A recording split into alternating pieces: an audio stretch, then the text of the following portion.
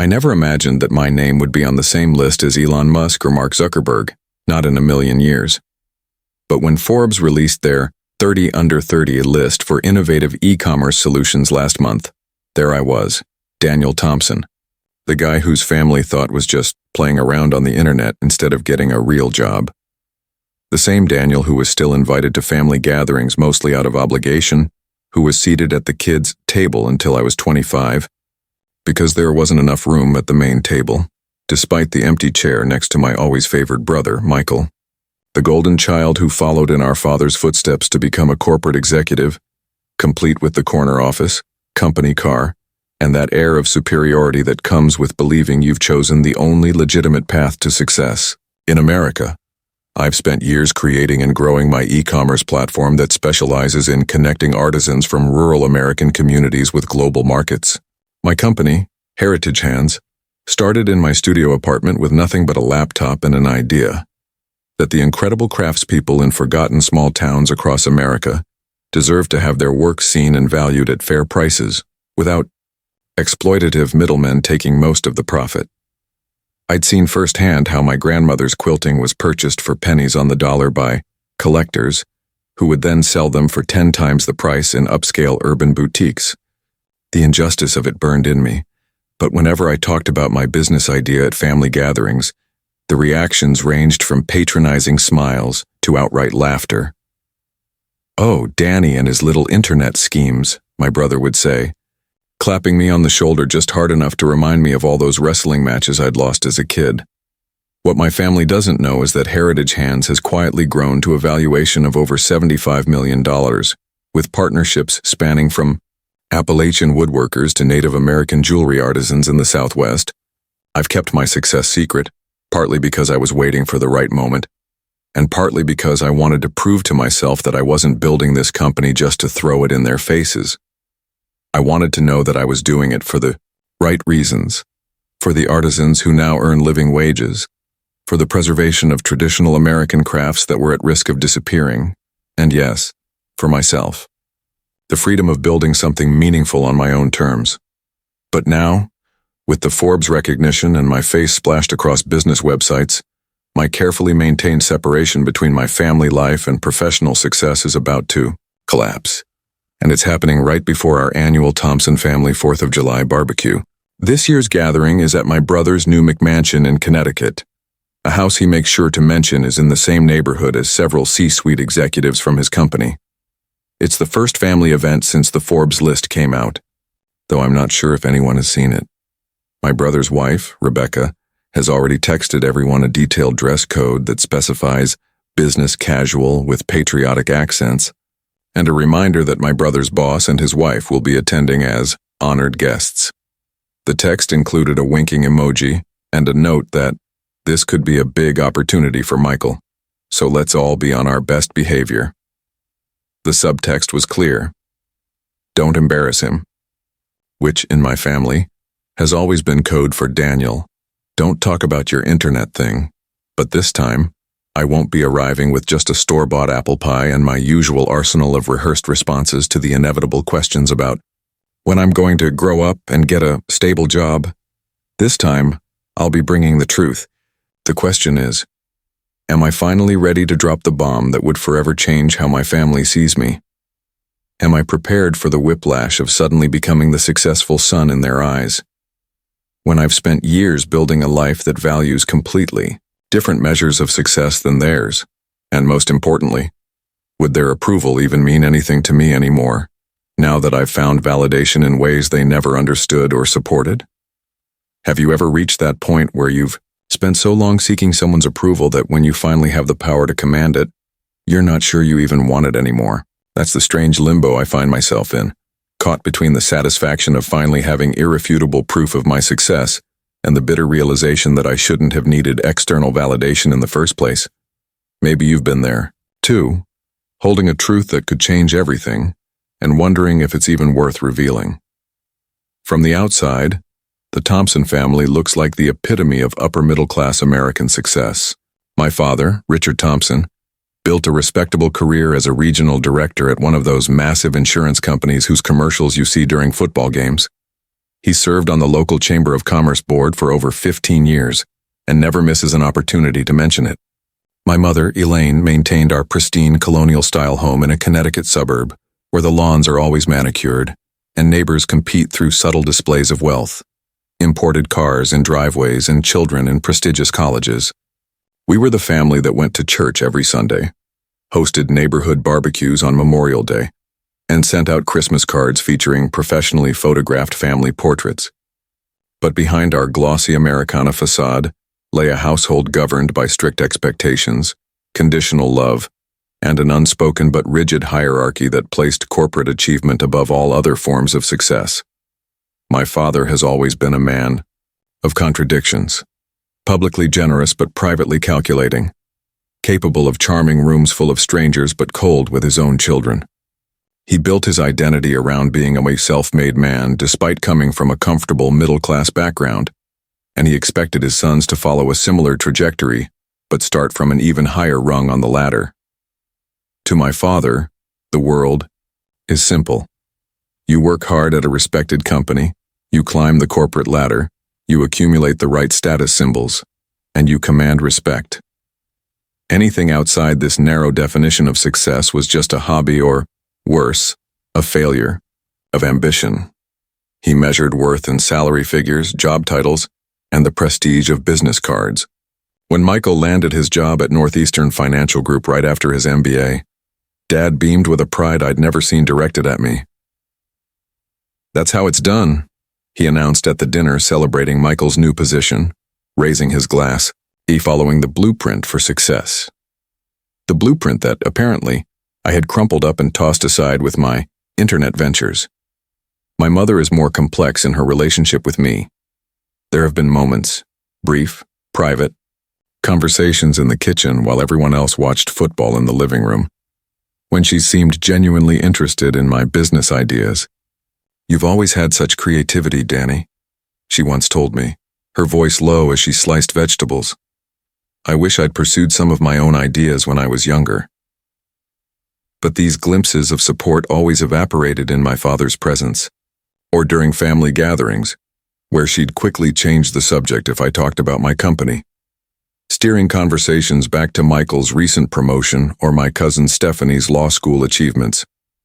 Mom was raised to believe that a woman's role was to support her husband's vision of family success, and despite occasional wistfulness for her abandoned dreams of becoming an interior designer, she's played that role perfectly for nearly 40 years.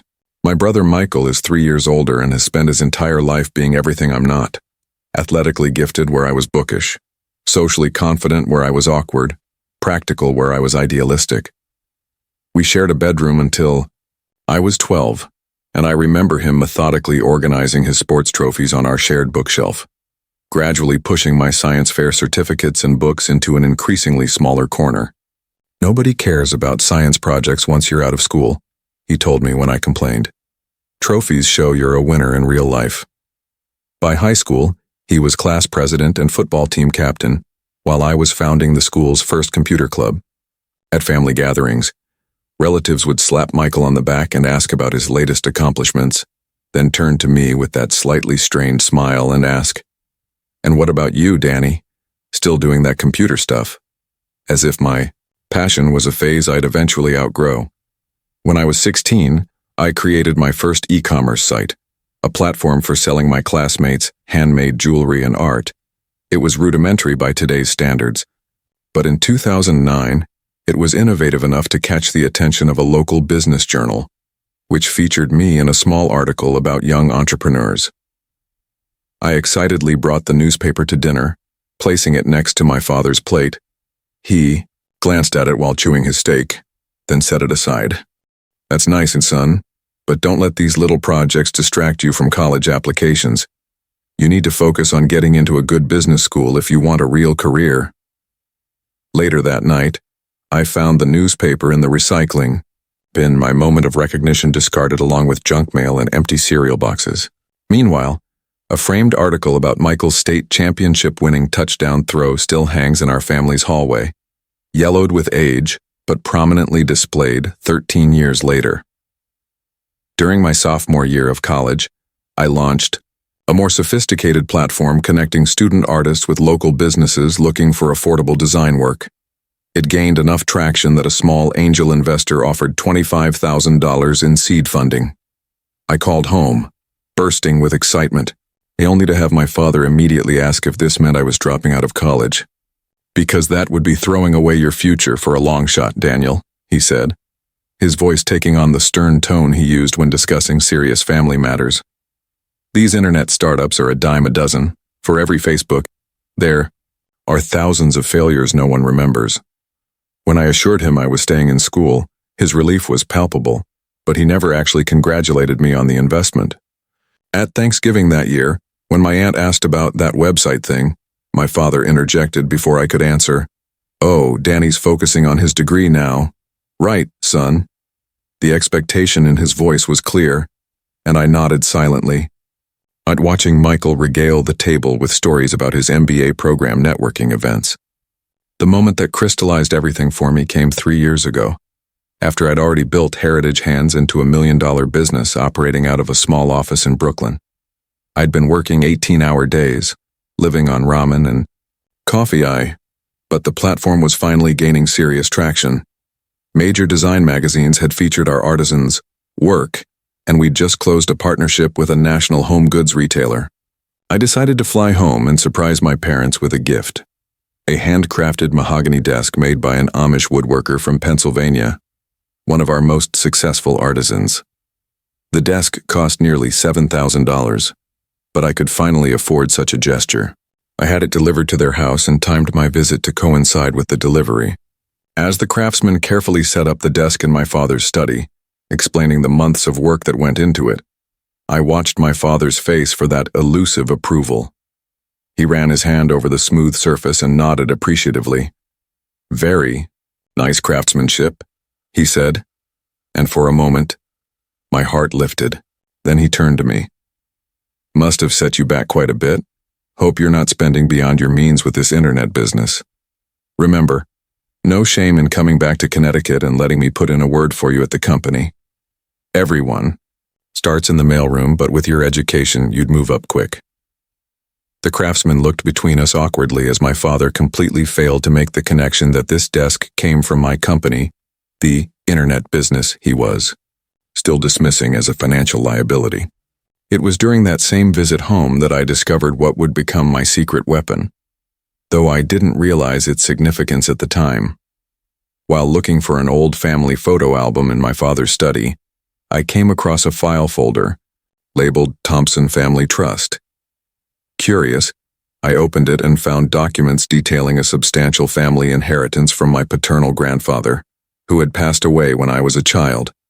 According to the papers, both Michael and I were entitled to significant trust funds upon turning 30, a fact that had never been mentioned to me, though Michael's 30th birthday had come and gone 3 years earlier.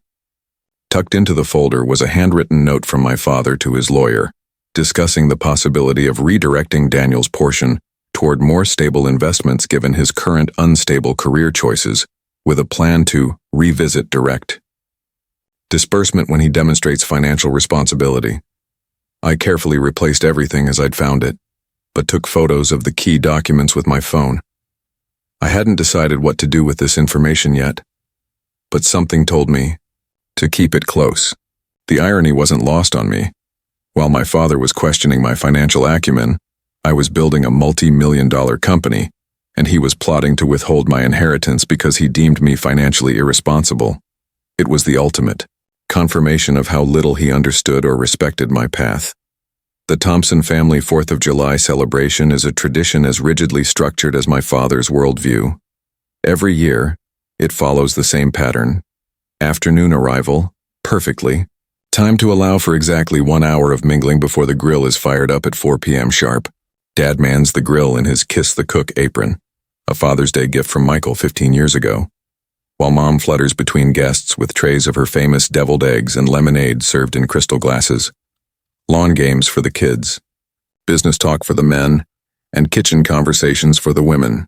This year would be no different except that Michael was hosting at his new house and, according to the group text thread that had been buzzing for weeks, his boss Walter Jennings would be attending with his wife, a fact that elevated this gathering from mere family obligation to a strategic career opportunity for my brother. As I packed my overnight bag, another tradition, out-of-towners were expected to stay over, I debated whether to bring a printed copy of the Forbes article. I ultimately decided against it, but I did load the digital version on my tablet, along with several recent major press features about heritage hands. I wasn't planning to make a scene, but I wanted to be prepared if an organic opportunity arose. For the first time in years, I felt a strange flutter of anticipation rather than dread about a family gathering. I arrived at Michael's new house, a sprawling colonial with imposing white columns and a circular driveway, precisely at 3 p.m. Rebecca greeted me at the door with an air kiss and immediately looked past me toward my car. "Did you bring anyone?" she asked, though she knew perfectly well I hadn't mentioned bringing a guest. When I shook my head, she sighed. "Well, I've seated you between Aunt Martha and Cousin Tim's new girlfriend. She's in marketing, so maybe you two can chat about website things." Before I could respond, she was calling out instructions to the catering staff arranging platters in the kitchen. I stepped into the backyard, where my father was already inspecting Michael's new grill, a massive stainless steel monument to suburban prosperity, with the solemn attention he might give to evaluating a potential acquisition target. "Daniel." He nodded when he saw me, not moving from his position. "Your brother really knows how to set up a proper entertainment space, doesn't he? This isn't just a backyard, it's an outdoor living room. And wait till you see the fire pit area." The pride in his voice was unmistakable as he gestured toward a stone patio where Adirondack chairs circled an elaborate fire feature. I handed him the bottle of wine I'd brought, a limited production, Cabernet from a small California vineyard that exclusively sold through heritage hands, and he glanced at the label. Never heard of this one. Must be new. We're saving the good wines for when Walter arrives, but we can open this with dessert." He set it aside without noticing the small, featured on heritage hands, logo I'd made sure was visible, on the bottle's neck. As more family members arrived, I found myself fielding the usual questions. Aunt Sylvia wanted to know if I was still doing that online selling thing, and whether I'd considered going back to school for an MBA, like your successful brother. Uncle Pete asked if my little website was making any money yet, his tone suggesting he already knew the answer must be no. Even my 10-year-old cousin asked if I made video games, and seemed disappointed when I explained that I ran a marketplace for artisanal crafts. "So, like Etsy?" he asked, and wandered off before I could explain the significant differences in our business models and mission. I found myself increasingly tense, checking my watch and wondering when Michael's boss would arrive, though I wasn't entirely sure why I cared. Perhaps I was hoping that someone from outside our family bubble might ask different questions. He might see me through a lens unclouded by years of familial typecasting. Or perhaps I was just delaying the inevitable moment when Michael would find some way to put me in my place, as he always did at these gatherings. That moment came sooner than expected. I was helping my mother arrange a charcuterie board when Michael entered the kitchen with two men in polo shirts and khakis, evidently colleagues from his firm. "And this is my little brother, Danny," he announced, his hand landing heavily on my shoulder. "Still our family tech genius." "Danny, this is Brad and Colin from the office." Before I could correct him, I hadn't gone by Danny since high school, he continued. "Danny runs a website for crafts or something. Like an Etsy wannabe, right, bro?"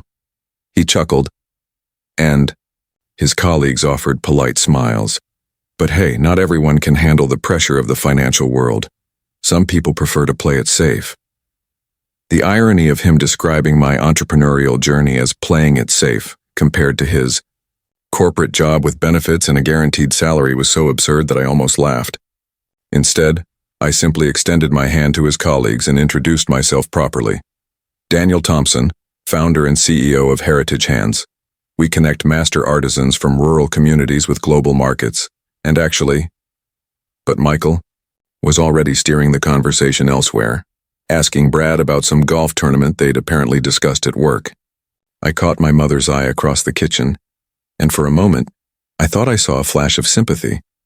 But she quickly looked down, rearranging a row of strawberries with unnecessary precision. When Walter Jennings and his wife Patricia finally arrived, the entire dynamics of the gathering shifted. My father straightened his posture. My mother's laugh became more musical, and Michael transformed into an even more polished version of himself, guiding Walter through the house with the practiced ease of a museum docent showing off prized exhibits. And this custom millwork was all hand-done, he was saying as they passed through the dining room. Patricia, can I get you a glass of the Veuve Clicquot? We've been saving it for your arrival. I observed this performance from a distance, nursing my beer and wondering if anyone else found it as transparent as I did. The family had arranged themselves around Walter and Patricia like planets, orbiting twin suns, angling for moments of their attention.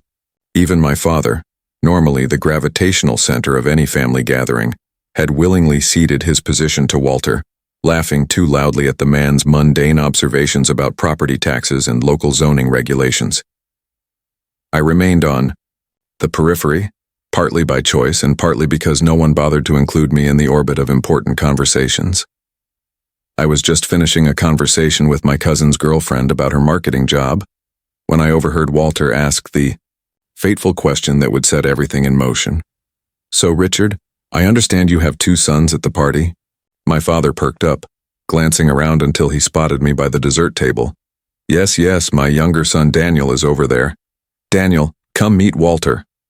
His voice carried the unmistakable tone of a command rather than an invitation. I made my way over to the group, where Michael stood with one hand casually tucked into his pocket, the very picture of relaxed confidence. Hey, Walter, this is my brother Daniel, he said, then added with what he probably thought was generous praise. He's got a little online business selling arts and crafts, kind of like a hobby that pays the bills. Walter extended his hand, his expression politely interested but clearly not expecting much from this introduction. What kind of arts and crafts business? He asked, likely more out of courtesy than genuine interest.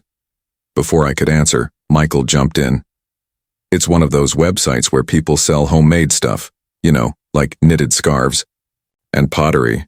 What do you call it again, Danny? Heritage something? He turned to Walter with a conspiratorial smile. He's always been the creative one in the family. Remember those comic books you used to draw, Danny? Mom still has some of them somewhere. I felt a familiar tightness in my chest, the sensation that always preceded these moments of public diminishment. But this time, something was different. Perhaps it was the weeks of seeing my face in business publications, or the congratulatory emails from industry leaders, or simply the accumulated weight of years of dismissal reaching a breaking point. Whatever the cause, I found myself unwilling to smile politely and accept my assigned role as the family's well-meaning but misguided dreamer. Actually, I said, my voice steadier than I expected, Heritage Hands is a platform that connects master artisans from rural American communities with global luxury markets. We've recently secured Series B funding at a $75 million valuation, and we're projecting $30 million in revenue this year. The circle fell silent. Michael's smile froze, and my father blinked rapidly, as if trying to process information in a foreign language. Walter, however, looked suddenly more interested. Heritage Hands, the artisanal marketplace. I think my wife bought a handcrafted desk from your platform for my office birthday present last year. Incredible craftsmanship. He turned to Patricia, who nodded enthusiastically. The cherrywood executive desk with the inlaid maple, that was from Heritage Hands. Weren't you just in Forbes, young man? In that moment, I felt the ground shift beneath the carefully constructed hierarchy of the Thompson family. My father's expression was unreadable, a complex mixture of confusion, disbelief, and something else I couldn't quite identify. Michael's face had drained of color, and he was looking between Walter and me with growing alarm. And I realized, with a strange detachment, that I was about to witness the beginning of the end of everything I had known about my place in this family. The tension in the air was palpable, like the heaviness before a summer storm. And just like those storms, I knew that once it broke, nothing would be quite the same again. The shift in the atmosphere was immediate and dramatic. Walter Jennings, who moments before had been politely enduring Michael's endless commentary on his new custom grill, was now fully engaged with me. Forbes 30. Under 30, right? For innovation in e-commerce and sustainability, Patricia showed me the article last month. He turned to my brother and father with an expression of genuine surprise. You didn't mention your son was a rising star in the tech world, Richard. Heritage Hands is revolutionizing how traditional American craftsmanship reaches global markets. Every word from Walter's mouth seemed to land like a physical blow on my family members. My father's face had gone through a remarkable transformation. Confusion giving way to disbelief, then to a dawning realization that something significant had been happening right under his nose. Michael kept attempting to steer the conversation elsewhere with increasingly desperate interjections about his upcoming presentation to the board, but Walter remained focused on me. Tell me about your latest expansion plans. I heard you're moving into partnerships with luxury hotels to showcase American artisanal furniture. All eyes were on me now. Relatives who had been content to ignore my presence all afternoon were suddenly straining to hear my response. Rebecca, who had earlier seated me between an elderly aunt and a teenager, was now hovering at the edge of our circle with an expression of calculation. My mother had frozen in place, a tray of dessert suspended in her hands as she watched the scene unfold. I felt a strange sense of calm as I answered Walter's questions about Heritage Hands' business model, our mission to preserve traditional craftsmanship while ensuring artisans received fair compensation, and our recent expansion into international markets. Each detail I shared seemed to deepen the impact on my family, particularly when I mentioned specific numbers. Our growth percentage, the number of artisans now supporting their families through our platform, the size of our Brooklyn office, caught recent coverage in major business publications. With each new piece of information, Michael's face grew increasingly strained, his smile now looking more like a grimace. The breaking point came when Patricia Jennings, scrolling through her phone, exclaimed, "Oh, here's the article. It says Heritage Hands is projected to hit $100 million in valuation by year-end and has been approached by multiple luxury conglomerates for potential acquisition." She turned the phone toward the group, displaying a professional headshot of me beside the Heritage Hands logo. "Oh, they call you the artisan advocate revolutionizing e-commerce with a conscience. That's wonderful." She looked around at my family members, clearly expecting shared pride and enthusiasm. Instead, she was met with stunned silence from my parents and barely concealed hostility from my brother. Sensing the sudden tension, Patricia lowered her phone awkwardly. "I'm sorry. I assumed everyone had seen the feature. It was quite prominent." The silence stretched for several uncomfortable seconds before my brother broke it with a forced laugh. "Well, Danny's always been full of big dreams. Remember that comic book company he wanted to start in middle school? Or that ridiculous app idea he had in college?" He turned to Walter with what he clearly thought was a charming smile. "He's got a gift for making things sound impressive. But let's be real, these internet startups are a dime a dozen.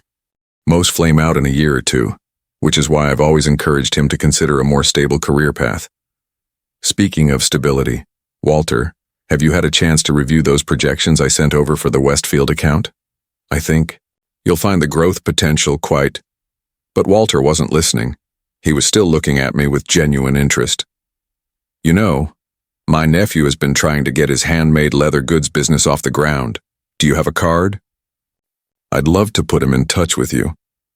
Before I could respond, my father suddenly interjected, his voice louder than necessary. "Daniel has always been secretive about his little projects, never shares anything with the family. For all we know, this website could be losing money hand over fist." He turned to the group with a conspiratorial smile. "He's been claiming to run a business for years, but somehow never mentions any actual success. Always very vague about the details." He gave a dismissive wave of his hand. "If things were really going so well, you'd think he'd have mentioned it before now. Probably another exaggeration like that investment he got in college that turned out to be just a small loan from a friend's parent." The accusation hung in the air, heavy and undeniable. It was the moment when private family dynamics suddenly became public, when the careful face my father had always maintained in front of others slipped to reveal the dismissiveness beneath. The Jennings looked deeply uncomfortable, clearly, realizing they had stumbled into family territory they hadn't meant to expose. Other relatives had fallen silent, watching the unfolding drama with expressions ranging from embarrassment to a sort of voyeuristic fascination. And in that moment, like something crystallized within me, a clarity and resolve that had been building for years. I knew that this was the moment I had been waiting for, perhaps subconsciously preparing for since I found those trust documents in my father's office. "Actually, Dad," I said, my voice remarkably steady, "I haven't been secretive. I've been sharing details about Heritage Hands for years, at every family dinner, every holiday gathering, every time you've asked what I've been up to. You and Michael have just never bothered to listen." I reached for my phone, pulled up my company's financial dashboard, and held it out.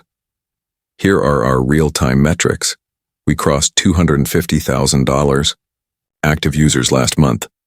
We've helped over 3,000 American artisans sell their work at fair market value, many of whom were at risk of losing generational craft businesses before partnering with us.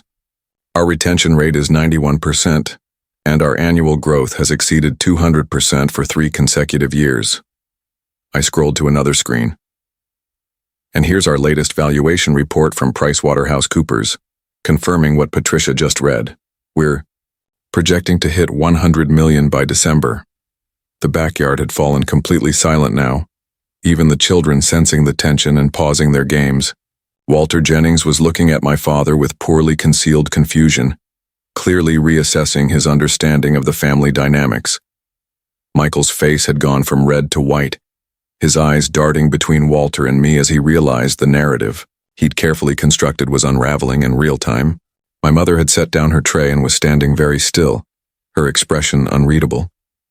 I took a deep breath and continued, feeling a curious lightness as years of pent-up frustration finally found their release. And since we're finally having an honest conversation, there's something else I'd like to discuss. I turned directly to my father. 3 years ago, while looking for a family photo album in your study, I came across the Thompson family trust documents. I heard my mother's sharp intake of breath, but kept my eyes on my father, whose expression had suddenly hardened.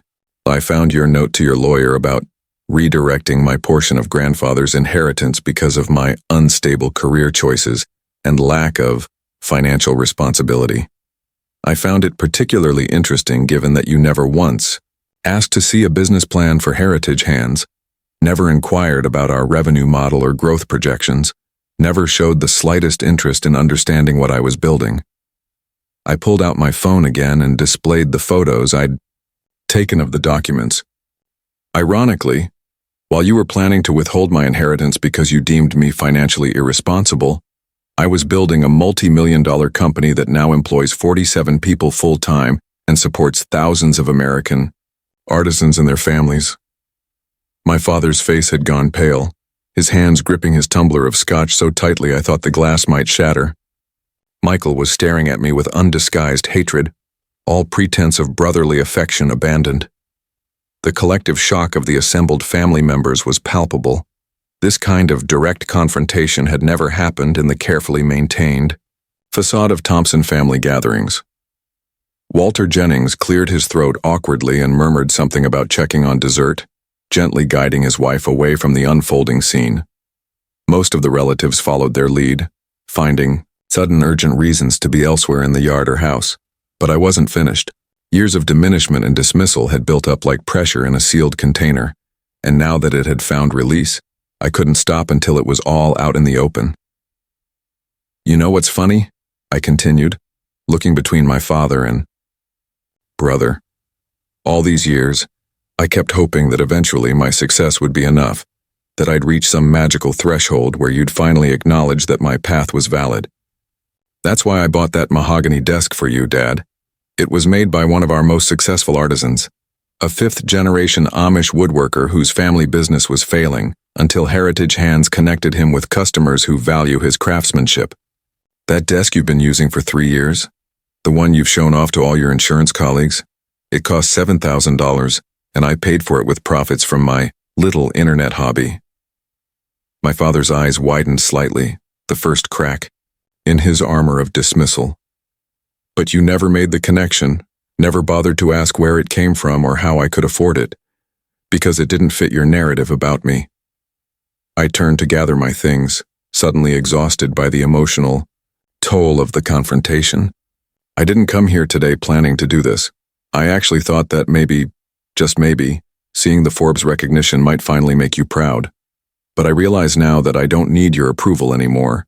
I haven't for a long time. I picked up my overnight bag, which I'd left by the patio door, and slung it over my shoulder.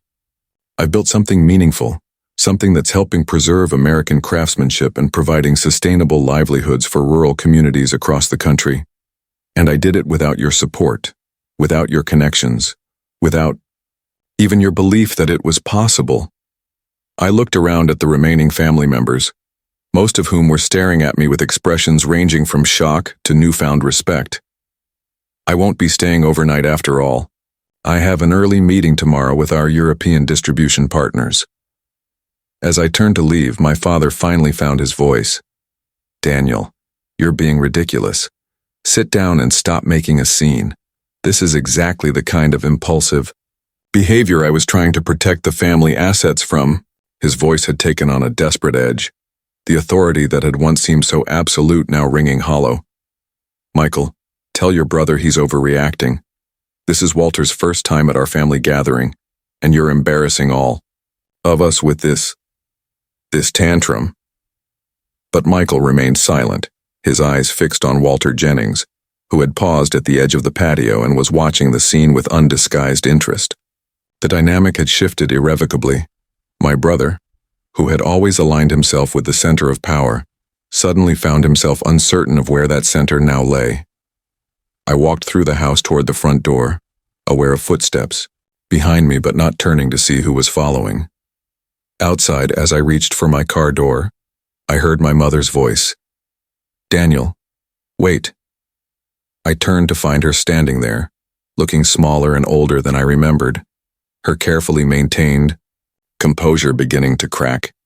Why didn't you tell us about the company, about all of it? There was genuine confusion in her voice, as if she truly couldn't comprehend how this reality had existed alongside the one she thought she knew. I looked at her for a long moment, feeling a complex mixture of love, frustration, and a deep sadness for all the conversations we'd never really had. I did tell you, Mom, all of you. You just weren't listening. I got into my car and drove away, leaving behind the manicured lawn, the perfect house, and the carefully constructed version of family that had never quite had room for who I really was. As I merged onto the highway, my phone began buzzing with notifications. Text messages from cousins expressing shock and asking for more details about my company. A surprisingly supportive message from my aunt, who wrote, "Always knew you were going places, just didn't know which direction." And, most surprisingly, on a LinkedIn connection request from Walter Jennings himself, with a note, "Impressive showing today. Would love to discuss potential synergies between Heritage Hands and some of our retail banking clients." But nothing from my parents or brother. Only silence from the people whose approval I had sought for so long, and whose opinion I now realized mattered less than I had ever imagined. The confrontation had done more than expose family dynamics. It had freed me from them. And as the distance between Michael's perfect house and my own path grew, I felt lighter with every mile. The aftermath of the 4th of July confrontation was both immediate and far-reaching. By the time I reached my apartment in Brooklyn that evening, my phone was overwhelmed with notifications. 17 missed calls from various family members, 32 text messages, and dozens of social media alerts as relatives who had witnessed the showdown started researching Heritage Hands and discovering the scope of what I'd built. Cousin, Tim's girlfriend, the marketing professional I'd been seated beside, had already followed our company Instagram and LinkedIn pages and sent a surprisingly warm message. "Just wanted to say your company is incredible. I had no idea I was sitting next to a Forbes 30 under 30 recipient at dinner. The way your family treated you was appalling. Let me know if Heritage Hands ever needs marketing support.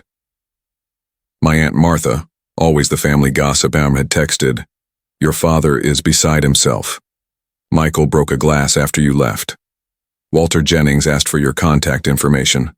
What exactly is your company worth?" Even my 10-year-old cousin had somehow gotten hold of a phone to message me. "Mom showed me your website. Those wood carvings are sick. Can you send me one of those hand-carved skateboards?" The barrage was overwhelming, a cacophony of voices suddenly interested in what I'd been saying for years. The most significant message came 3 days later, from an unexpected source. My mother called on Wednesday morning, her voice uncharacteristically hesitant. "Daniel, can we meet? Just you and me. There are things I need to say to you." We arranged to meet at a coffee shop halfway between Connecticut and New York, a neutral territory away from either of our homes. When she arrived, I hardly recognized her. She looked smaller somehow, less carefully put together than usual, with strands of gray showing at her temples that would normally have been meticulously colored. "I've been doing a lot of thinking," she began after we'd settled with our coffees, "and a lot of research. I've read every article about you and Heritage Hands that I could find. I even created an account on your platform and ordered a quilted wall hanging." She paused, twisting her wedding ring anxiously. "I need to apologize to you, Daniel, not just for the other day, but for years of not seeing you." Her voice broke slightly. "I told myself I was supporting your father's vision for the family, that I was being a good wife and mother. But the truth is, I was afraid to rock the boat, afraid to challenge the story we'd all agreed on about who each of us was supposed to be." Tears formed in her eyes, and I realized I'd never seen my mother cry before. "And when you talked about that desk, the one your father shows off to everyone who visits, I felt physically ill. All this time, we've been dismissing your work while literally sitting at the evidence of your success." This conversation with my mother opened floodgates of truth that had been sealed for decades. She confessed that she'd always envied my courage to pursue a creative path, something she had abandoned when she married my father. "I wanted to be an interior designer. Did you know that? I had a scholarship to Parsons, but my parents, your grandparents, convinced me it wasn't a proper career for a young woman from our background. She'd kept old sketchbooks hidden in the attic, dreams tucked away behind holiday decorations and forgotten baby clothes. Your father built such a clear vision of what success looked like," she continued, "and after a while it seemed easier to accept it than to fight for an alternative." She reached across the table and took my hand, a gesture so unfamiliar that it momentarily startled me. "But watching you stand your ground the other day, it woke something up in me. I've spent the past 3 nights sleeping in the guest room, thinking about all the choices I've made, all the times I stayed, silent when I should have spoken up, especially for you. In the weeks that followed, I discovered more about my family's reaction to my revelation. Through regular calls with my mother, who had become an unexpected ally, I learned that my father had initially gone through a period of angry denial. He kept insisting it must be exaggerated, that internet companies play with numbers, and to seem more successful than they are, she reported. He even called his financial advisor to ask about Heritage Hands' valuation, as if he couldn't believe it without external verification. Michael, meanwhile, had been forced to deal with the fallout at work. Walter Jennings had apparently mentioned my company repeatedly in meetings, even suggesting that Northeastern Financial Group should consider Heritage Hands for their emerging business portfolio. Michael came home furious one day because Walter introduced him to someone as the brother of Daniel Thompson from Heritage Hands. My mother told me, unable to keep a note of satisfaction from her voice, "He's not used to being defined in relation to you, rather than the other way around." About a month after the confrontation, I received an unexpected email from a law firm representing the Thompson Family Trust. The formal language couldn't disguise what it represented. My father had been forced to release my portion of the inheritance, the full amount without the redirection he'd planned. While the sum was substantial, just over $2 million, I found myself strangely detached from it. The money that had once represented a validation I desperately sought now seemed almost irrelevant compared to what I'd built on my own. After consulting with my financial advisors, I decided to create a foundation that would provide grants to young artisans looking to preserve traditional American crafts. I named it after my grandmother, whose quilting had first inspired heritage hands, and whose talent had been similarly undervalued by my grandfather. When the foundation was announced in several craft and business publications, I received a terse email from my father. Saw the announcement about the Elizabeth Thompson Craft Foundation. Your grandmother would have appreciated the gesture. It wasn't an apology or even a congratulation, but it was the first time he'd acknowledged my work without dismissal or criticism. A small crack in the wall, but a crack nonetheless. My mother's transformation was more dramatic and heartening. 2 months after our coffee shop meeting, she called to tell me she'd enrolled in an online interior design certification program. I'm probably too old to start a whole new career, she said, but I want to finish what I started all those years ago, even if it's just for myself. She had also begun sorting through my grandmother's quilts, which had been stored in the attic for years, and was working with heritage hands to have them properly photographed and archived as examples of a particular New England quilting tradition. I never really looked at them closely before, she admitted. They were just old blankets to me. But the heritage hands textile expert you connected me with showed me how innovative her techniques were, how she was combining traditional patterns with her own artistic vision. There was a new energy in my mother's voice when she spoke about these projects, a vitality I couldn't remember hearing before. Your father thinks I'm having some kind of late-life crisis, she confided with a small laugh. Maybe I am, but it feels more like waking up. The most unexpected development came 6 months after the confrontation, when Heritage Hands was approached by a major luxury retail conglomerate interested in acquisition. The offer was substantial, well over $200 million, and would have meant an enormous personal windfall. I spent weeks consulting with my team, our artisans, and financial advisors before ultimately declining. Instead, we negotiated a strategic partnership that would expand our reach while allowing us to maintain our mission and independence.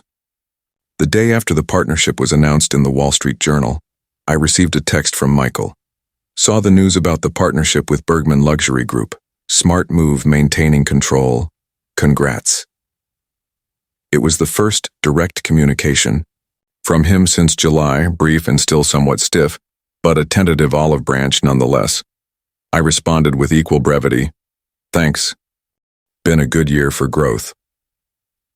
Neither of us mentioned the family tensions directly, but the exchange felt like the beginning of a possible new chapter. Around the same time, I received an unexpected package at my office. Inside was the mahogany desk I had given my father 3 years earlier, accompanied by a handwritten note. This belongs in your office, where the person who truly understands its value can appreciate it. It's too fine a piece to waste on someone who didn't recognize what it represented. The note wasn't signed, but I recognized my mother's handwriting. I later learned that she had arranged for the desk to be moved while my father was on a business trip, leaving in its place a standard office desk from a big box store. When he returned and demanded an explanation, she had simply said, "That desk was never meant for you. It was a symbol of something you refused to see." According to my mother, they'd had their first real argument in 37 years of marriage, culminating in her announcement that she was considering a trial separation. The desk now sits in my Brooklyn office, a daily reminder not just of how far Heritage Hands has come, but of my own journey from seeking validation to finding liberation and standing firmly in my own truth. The most profound change, however, wasn't in my family relationships but in my relationship with myself. The confrontation had forced me to articulate values I'd long held but rarely stated aloud. My belief in the dignity of craftsmanship, in supporting traditional skills that might otherwise be lost, in creating economic opportunities for communities often overlooked by the digital economy. In the process of defending these values to my family, I had solidified them for myself, moving from a defensive posture, my business is legitimate, to a proactive one, my business is making a meaningful impact. I found myself speaking more confidently in investor meetings, more clearly articulating our mission to potential partners, and more deeply connecting with the artisans whose work we showcased. A therapist I began seeing after the confrontation helped me see how much of my life had been shaped by seeking approval from people who were fundamentally incapable of providing it. You've been trying to win a game with rules designed to ensure you lose, she observed during one session. What would change if you simply stopped playing? What changed was everything. I stopped reflexively downplaying my success when, speaking with family members, stopped hoping for acknowledgement from my father, stopped measuring my achievements against Michael's corporate milestones. I began building relationships with other entrepreneurs who shared my values, forming friendships based on mutual respect rather than shared DNA. I even started dating again after years of pouring all my energy into the company, meeting a talented ceramicist through one of our Heritage Hands events, who understood both the creative and business sides of what I was building. When Thanksgiving approached, the first major holiday since the July confrontation, I made the decision not to return to Connecticut.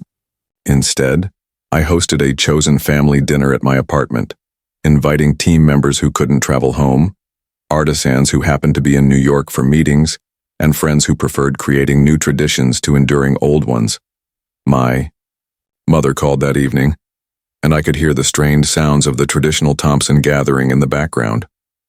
"I wish you were here," she said quietly, and I replied with newfound honesty, "I don't, but I wish you were here." 2 weeks later, she came to visit my Brooklyn apartment for the first time, staying for a weekend to tour the Heritage Hands office and attend a showcase of new artisans joining the platform. My father didn't come with her. The most unexpected twist came in late December, when I received an email from Rebecca, my brother's wife. "Michael doesn't know I'm writing this," it began, a phrase that immediately piqued my interest. "Things have been difficult since July. His position at the firm hasn't progressed as he expected, especially after Walter's retirement announcement. He's been drinking more than usual and talking about looking for opportunities elsewhere." The email continued with surprising candor. "The truth is, Michael's always been jealous of you, though he'd never admit it. Your freedom to create something of your own, to define success on your terms. He followed the path that was laid out for him, and now he's realizing it might not lead where he thought." What came next shocked me. His department is being restructured in January, and he's worried about his position. "Would you consider meeting with him to discuss possibilities at Heritage Hands? He has strong operational experience that could be valuable as you scale." I stared at the screen for a long time, trying to process this request. My brother, who had spent years dismissing my business, was now potentially looking to it as a career lifeline. The irony was almost too perfect. After careful consideration, I replied that I would be open to a conversation, but that any role would need to be earned on merit, not granted because of family connection. Rebecca's response came quickly. "That's all I'm asking. He needs to find his own way now. Thank you for being willing to listen." As the year drew to a close, I found myself contemplating a future I never could have imagined, one where my brother might work for me, where the family hierarchy could be completely inverted, and where the little internet hobby that had been dismissed for so long might become the foundation of a new kind of family legacy. Looking back at the whirlwind of events that unfolded since that fateful 4th of July barbecue, I'm struck by how much can change when you finally stop seeking validation from people who are fundamentally incapable of giving it. The meeting with Michael happened in early January, not at the Heritage Hands office as I'd expected, but at a small coffee shop in Midtown. He arrived 15 minutes early, another departure from his usual fashionably late entrance, and I found him nervously shredding a napkin when I walked in. The brother who had always radiated confident superiority now seemed diminished somehow. His designer suit impeccable as always, but hanging slightly looser on his frame. "Thanks for meeting me," he began awkwardly, his usual smooth conversational opener nowhere to be found. We spent the first 20 minutes in careful small talk, the weather, the holiday season, neutral topics that allowed us both to adjust to this new dynamic. Finally, He set down his coffee cup with deliberate precision and looked me directly in the eyes. I've been wrong about you, Daniel, for a long time. I don't expect you to forgive that easily, but I want you to know that I see it now. What followed was the most honest conversation I'd ever had with my brother. He confessed that he'd been raised to believe there was only one path to success: the corporate ladder, the corner office, the country club membership, and had never questioned whether that path would actually bring fulfillment. Dad made it all seem so clear-cut, he said, staring into his coffee. Follow the blueprint, check the boxes, and happiness would naturally follow. But I'm not happy, Daniel. Haven't been for years. His voice caught slightly. Watching you build something meaningful, something that actually helps people, it's made me question everything.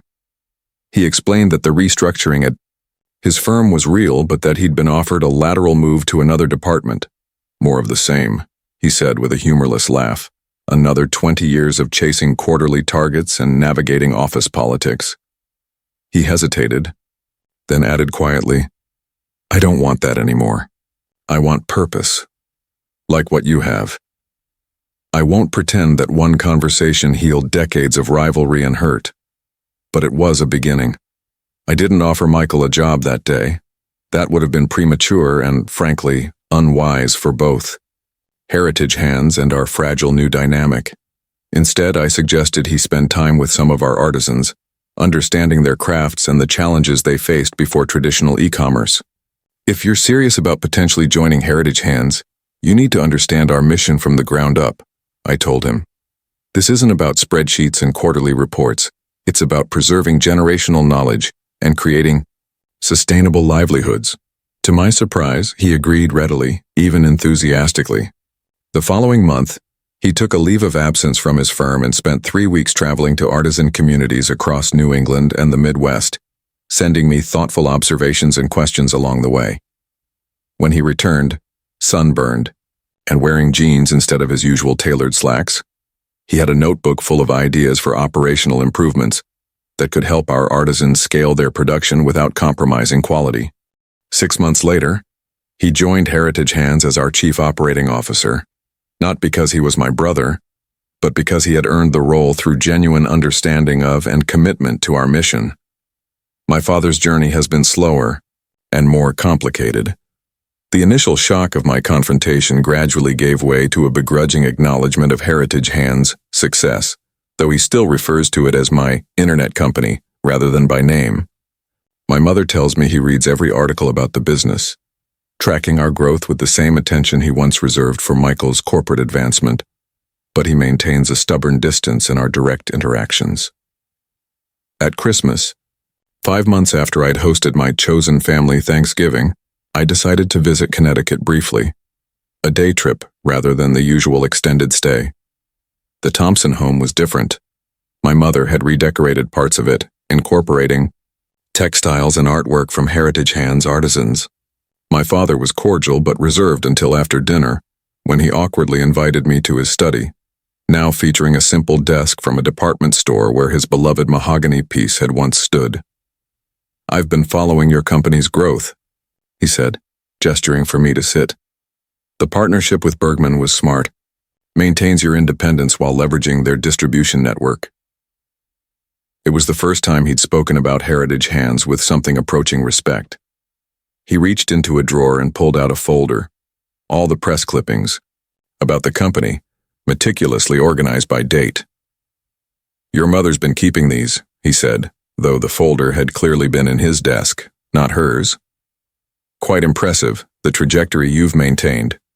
He cleared his throat. I may have been hasty in my assessment of your business acumen. It wasn't an apology. I doubt my father has ever uttered the words, "I'm sorry," in his life. But it was an acknowledgement, and for now, that's enough. Our relationship remains a work in progress. Two strong-willed men trying to find common ground after years of misunderstanding. We may never be close in the way some fathers and sons are, but we've reached a place of mutual respect that would have seemed impossible a year ago. My mother's transformation has been the most dramatic and heartening. She completed her interior, design certification, and has started a small consulting business, primarily working with heritage hands artisans to design showcase spaces for their work. The spare bedroom in my parents' outhouse has been converted to her office, its walls covered with design boards and fabric swatches. She's become an enthusiastic ambassador for heritage hands, introducing her country club friends to the platform and organizing showcase events in Connecticut. "I'm finally using my voice," she told me recently during one of our now weekly phone calls. "Not just about design or your company, but about everything. Your father and I are in couples." "Therapy." She laughed at my shocked silence. "I know. I can hardly believe it myself. He went kicking and screaming, but he's actually starting to participate. Turns out you can teach an old dog new tricks if the old dog realizes the alternative is losing his wife of 40 years. As for me, Heritage Hands continues to thrive, but my relationship with the company has evolved. I've learned to delegate more, to trust my team, including, surprisingly, my brother, and to focus on strategic vision rather than day-to-day operations. This has created space in my life for other forms of fulfillment. A serious relationship with Emma, the ceramicist I met at a Heritage Hands event, volunteer work with youth entrepreneurship programs in underserved communities, even time to revisit the creative writing I'd abandoned after my father dismissed it as a waste of time in high school. I've come to understand that true success isn't measured by Forbes features or valuation numbers, but by alignment between your work and your values, by the impact you have on others' lives, and by the ability to stand firmly in your truth even when those closest to you can't see. The trust fund that was finally released to me has been fully dedicated to the Elizabeth Thompson Craft Foundation, which now provides grants to over 50 young artisans annually. When we held the foundation's first formal showcase event, my grandmother's quilts were displayed prominently alongside works by the grant recipients. My father attended, standing silently before one particularly intricate quilt for nearly 10 minutes. Later, I overheard him telling another attendee, "My mother made these, never sold a single one in her lifetime, didn't think anyone would pay for them." There was a regretful note in his voice that I'd never heard before, a dawning recognition of how family patterns repeat themselves when left unexamined. The mahogany desk still sits in my office, now accompanied by a small framed photo of my grandmother at her quilting frame, two symbols of undervalued craftsmanship finally receiving their due recognition. Perhaps the most unexpected outcome of this journey has been the impact on others beyond my immediate family. After a business publication ran a feature on the Thompson brothers' unexpected partnership at Heritage Hands, I began receiving emails from people in similar situations, entrepreneurs whose families dismissed their visions, creative professionals struggling for recognition from parents who only valued traditional measures of success, siblings working to redefine, relationships strained by parental favoritism. Their stories resonated deeply with me, and I found myself sharing aspects of my experience that I'd previously kept private. This led to speaking engagements at entrepreneurship conferences and business schools, where I talk not just about e-commerce strategies or supply chain management, but about the emotional courage required to pursue a vision that others can't yet see, especially when those others are the people whose approval you've been conditioned to seek. What I've learned through all of this, through the confrontation, the fallout, the gradual rebuilding of relationships on new terms, is that true validation can never come from external sources, not from family members, not from Forbes lists, not even from a $200 million acquisition offer. Real validation comes from within, from the quiet certainty that what you're building matters, that it aligns with your deepest values, that it would be worth doing, even if no one ever applauded. The ironies, of course, is that once you reach that place of internal validation, external recognition often follows. But by then, you no longer need it in the same desperate way. You can appreciate it, even enjoy it, but your sense of worth is no longer tethered to it. That's freedom. That's success. That's the true meaning of making it on your own terms. If my story resonates with you, if you've ever had your dreams dismissed by those who should have been your biggest supporters, if you've struggled to break free from family patterns that no longer serve you, if you're building something, meaningful that others can't yet see the value in. Know that you're not alone. The path of the innovator, the visionary, the one who sees possibilities where others see only risk, has never been easy. But it is worth every moment of doubt, every painful confrontation, every lonely night of working toward a future that exists only in your mind until you bring it into reality. Your vision matters. Your work matters. And sometimes, the greatest gift you can give yourself is permission to step away from those who cannot or will not see your value, even, especially, when they're family. The greatest lesson I've learned isn't about business strategy or market disruption or even family dynamics. It's about the courage to stand in your truth, even when every familiar voice is telling you that you're wrong. It's about recognizing that sometimes, the most loving thing you can do for yourself is to stop seeking approval from those who are constitutionally incapable of giving it. And it's about understanding that family, real family, is defined, not by DNA but by who shows up for you, who sees you clearly, who celebrates your victories and helps you learn from your failures. Sometimes that includes your blood relatives, sometimes it doesn't. Either way, you get to choose who has a voice in your life, whose opinions shape your choices, whose vision of success you pursue. If you found value in this story, please leave a comment below about a time when you had to redefine family or stand up for your own path. Give this video a like, subscribe for more stories of healing and transformation, and share it with someone who might need to hear that their vision matters, especially if, the people closest to them can't see it yet. Remember, the most powerful validation doesn't come from outside. It comes from within, from the quiet certainty that you're building something that matters, something true to who you are and what you value. That's the only approval that can never be taken away.